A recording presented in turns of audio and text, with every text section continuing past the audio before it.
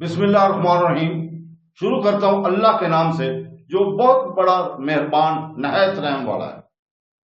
دیکھتی آنکھوں اور سنتے کانوں کو السلام علیکم۔ بہنوں بھائیوں، دوستوں اور بزرگوں، آج کی ہم اس معلوماتی اسلامی ویڈیو میں ہم عباسی خلافت کے 27ویں خلیفہ القائم مقتدی کی ایک جامعہ حیات پیش کر رہے ہیں۔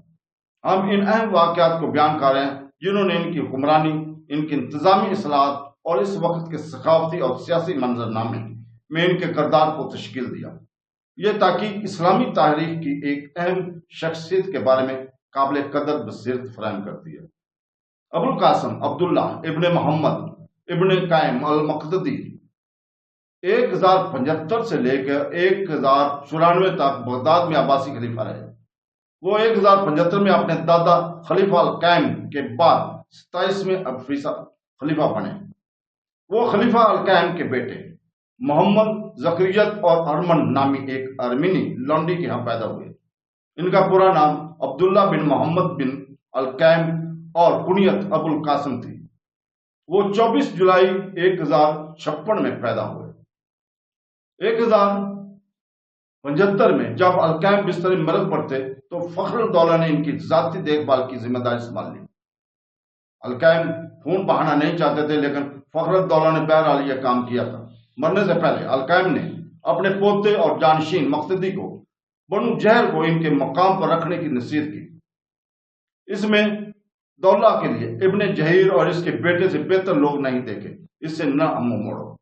مقتدی 2 اپریل 1075 کو تخت پر برجمان ہوا۔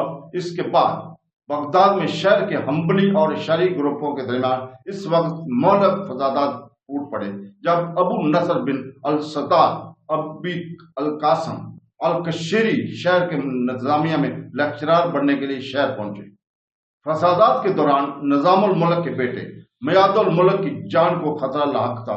نظام الملک نے فخر الدولہ کو اس سارے معاملے کو ذمہ دار ٹھہرایا اور 1078 میں اپنے نمائندے گور العین کو خلیفہ کے پاس بھیجا تاکہ فخر الدولہ کی برطرفی کا مطالبہ کیا جائے اور بنو جہیر کے پیروکاروں کو گرفتار کیا جائے۔ گور العین نے 23 جولائی کو پہنچے اور منگل 14 اگست کو انہیں حاضرین سے نوازا گیا، جس کے دوران انہوں نے فخر الدولہ کی برطرفی کی درخواست کرنے والا خط حوالے کیا۔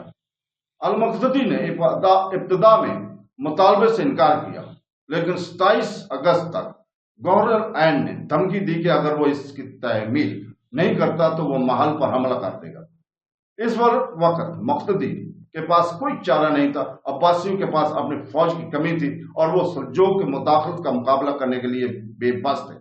فخر الدولہ نے بظاہر استعفیٰ دے دیا برطرف کیے جانے کی بجائے، اور المقتدی نے انہیں گھر سے میں نظر بند کر دیا۔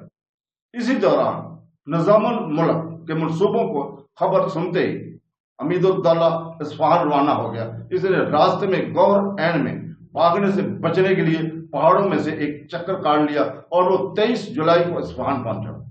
اسی دن جب گور العین بغداد پہنچا، امید الدولہ نے نظام الملک سے ملاقات کی اور بالآخر دونوں فریقان میں صلح ہو گئی، جس پر انہوں نے نظام الملک کی پوتی اور امید الدولہ کے درمیان نکاح کے معاہدے پر مہر ثبت کی۔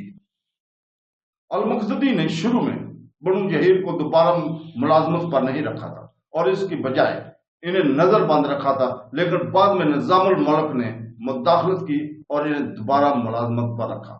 نیز 1078 کے رمضان مارچ اپریل کے دوران فخر الدولہ نے اپنے خرچے پر ایک ممبر بنایا تھا، اسے المقتدی کے القابات سے نوازا تھا۔ یہ بعد میں ٹوٹ کر جل کر ختم ہو گیا تھا۔